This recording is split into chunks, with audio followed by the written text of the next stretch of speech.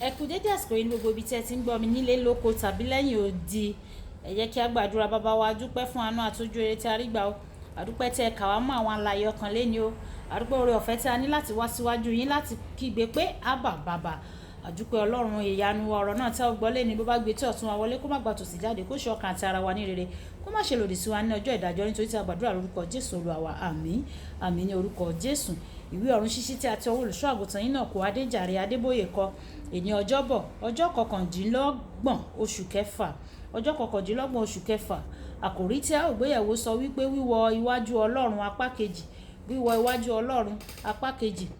Àkòrí sọ wípé ẹnikẹ́ni tí ó bá rú ẹbọ ìyìn ó yìn mí lógo, àti ẹni tí ó bá mú ọ̀nà rẹ̀ tọ́ ni èmi yóò fi ìgbàlà Ọlọ́run hàn fún.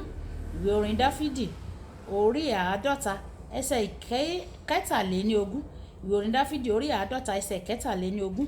Nígbà tí a mú bíbélì kíkà wa nínú ìwé orin Dáfídì orí kejìdínlọ́gọ́fà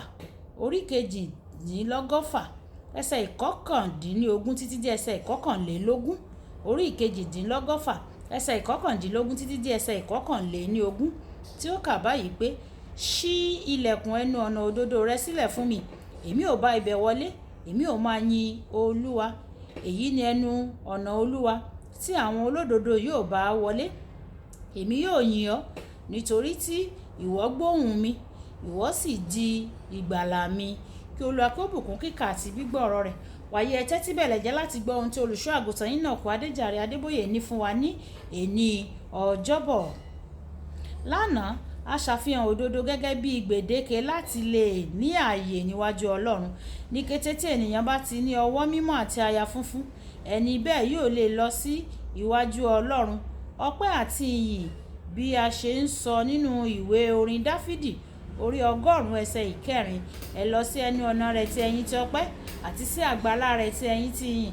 Ẹ máa dúpẹ́ fún un, kí ẹ sì máa fi ìbùkún fún orúkọ rẹ̀. Bí ó bá jẹ́ gbígbàyànjú láti lọ sí iwájú Ọlọ́run pẹ̀lú àròyé àti ìbéèrè gan, a kò ní ṣílẹ̀kùn fún ọ o. Àwọn tí ó bá wá pẹ̀lú ọpẹ́ nìkan ni wọ́n lè dá lóhùn. Àmọ́ ṣá, ọpẹ́ rẹ nìkan yóò gbé ọ dé ẹnu ọ̀nà rẹ̀ nìkan. Ṣùgbọ́n ìyìn rẹ yóò gbé ọ dé àgbàlá rẹ̀. Wíwà ní àgbàlá Ọlọ́run dájúdájú jẹ́ ìpele tó ga jù. Àwọn olùṣọ́nà máa ń wò ó ní gbogbo ìgbà tí o bá lè ṣe èyí kí o tó wọlé. Bí wọ́n bá rí pé o jẹ́ ẹni tó ṣetán láti yin Ọlọ́run, wọn yóò mú ọ mọ̀nà.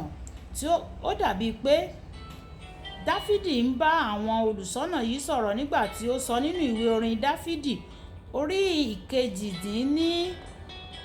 ìkejìdínlọ́gọ́fà, nígbà tí ó sọ wípé: ṣí ilẹ̀kùn ọ̀nà rẹ sílẹ̀ fún mi, kí èmi kí o lè bá ibẹ̀ wọlé, èmi ò máa yin Olúwa.